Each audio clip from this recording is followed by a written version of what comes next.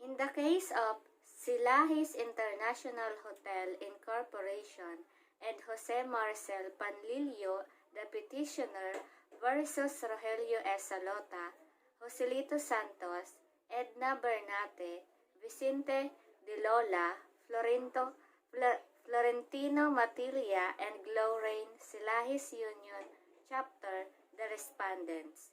As constitutional rights, like the right to be secure in one person's house, papers, and effect against unreasonable research and seizures, occupy a lofty position in every civilized and democratic community, and not infrequently susceptible to abuse their violation, whether constitutioning a penal offense or not, must be guarded against. The Commission thus deemed it necessary to hold not only public officers but also private individuals civilly liable for violation of rights enumerated in Article 32 of the Civil Code.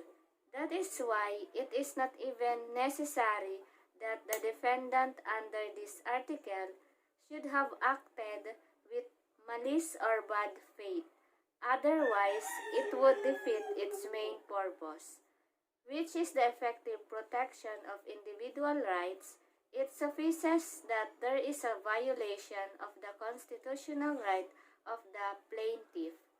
In the present case, as priorly stated, Silais and Panlilio had by their own claim already received reports in late 1987 of illegal activities allegedly undertaken in the Union office, and Maniego conducted surveillance of the Union officers. Yet, in the morning of January 11, 1988, Silais Panlilio and their companions barged into a search the Union office without a search warrant. Despite ample time for them to obtain one and notwithstanding the objection of Babay, the course taken of Silahis and company stinks in illegality, if not falling under any of the exceptional instances when a warrantless search is allowed by law. Silahis and Panlilio's violation of individual Salota et al.'s constitutional right against unreasonable search that furnishes the basis of the award of damages under Article 32 of the Civil Code. As for Silahis et al.'s constitution, that property rights justify the search of the Union office, the same does not lie for Salota et al., being the lawful occupants of the office, had the right to search. The question of validity of the search and seizure.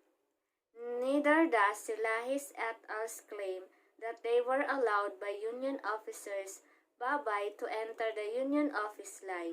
Babay's account of why Silahis and company went to the Union office to consider Panlilio's suggestion to settle the mauling incident is more credible, as is his claim that he protested the search and even asked if they were armed with a search warrant, while it is doctrinal that the right against unreasonable searches and seizures is a personal right which may be waived expressly or impliedly.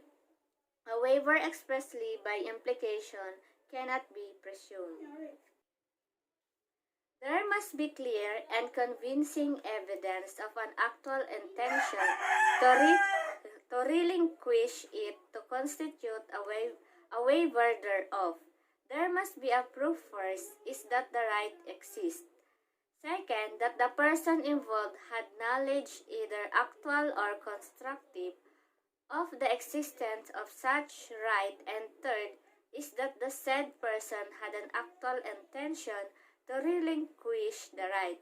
In other words, the waiver must be voluntarily, knowingly, and intelligently.